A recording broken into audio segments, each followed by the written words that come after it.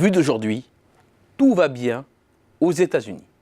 La croissance est solide, encore proche de 3% en 2018, et les deux objectifs de la Banque centrale sont dans leur cible.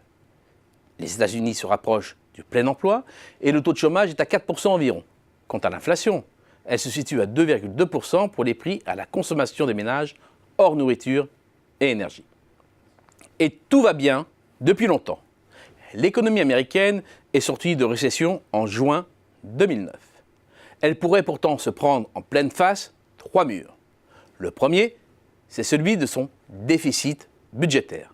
L'endurance de l'économie américaine doit pour beaucoup, depuis l'élection de Donald Trump, à l'impulsion budgétaire donnée par la nouvelle administration. Grande réforme fiscale, avec à la clé forte baisse des prélèvements obligatoires de l'ordre de 1,5 point de PIB sur 2018-2019.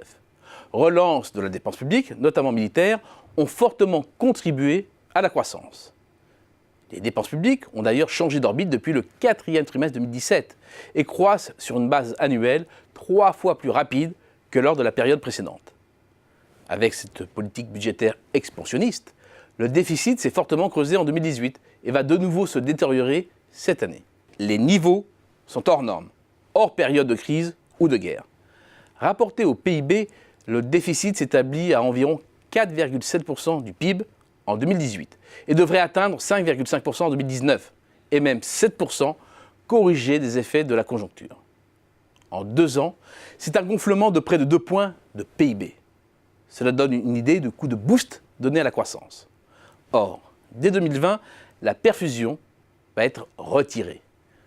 Le deuxième mur, c'est celui de l'énergie. Longtemps, les États-Unis ont vécu comme une bénédiction la baisse des cours du pétrole. Pour ce pays consommateur net d'hydrocarbures, c'était synonyme d'un coup de fouet au pouvoir d'achat, à la croissance et d'un allègement de la facture extérieure. Maintenant que l'économie américaine est redevenue le ou l'un des 3 premiers producteurs mondiaux, grâce à ses pétroles et gaz de schiste, dont la production atteint des sommets historiques, et soit devenue, au moins brièvement, exportatrice nette, cela change complètement la donne. Ne serait-ce que parce que l'industrie pétrolière est devenue l'un des piliers de la croissance industrielle américaine. Il suffit de mesurer l'écart entre 2 courbes, celle de la production manufacturière, donc hors énergie, et celle de la production industrielle, y compris l'énergie, pour mesurer l'impact direct de la filière pétrolière depuis 2011. Selon une étude de PwC pour l'industrie américaine du pétrole, le nombre de personnes directement employées par la filière pétrolière en 2015 était proche de 2,8 millions.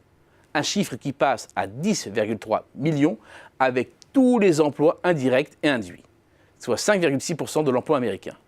Quant à la richesse créée, mesurée par la valeur ajoutée, en comptabilisant tous les effets en cascade, le total passe de près de 603 milliards de dollars à 1318 milliards de dollars, soit 7,6% du PIB.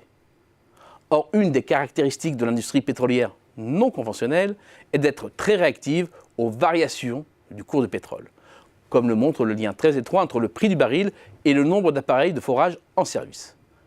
Or, à 60 $ le baril, voire moins, l'effet d'entraînement de la filière s'affaiblit. Il suffit donc que la croissance mondiale baisse d'un cran, ce qui est plus que probable, que des doutes apparaissent sur la demande mondiale de pétrole et que les cours flanchent pour que les États-Unis perdent l'un des soutiens essentiels de la croissance de ces dernières années. Le troisième et dernier mur est financier et il est lié à la montée de la perception du risque comme cela s'est vu après l'été 2018 avec à la clé le recul du marché des actions qui déclenche des effets en cascade. 1. Des effets richesse négatifs pour les ménages avec à la clé un recul de la demande et 2. Pour les entreprises, l'ouverture du spread de crédit qui durcit les accès à la dette et entame leur capacité à poursuivre leur politique de rachat d'actions pour soutenir les cours, sport national aux États-Unis. Entre le freinage budgétaire, énergétique et financier, tout se met en place pour une récession américaine. Et en absence de cartouche budgétaire pour amortir le choc, c'est peut-être bien un hard landing qui s'annonce.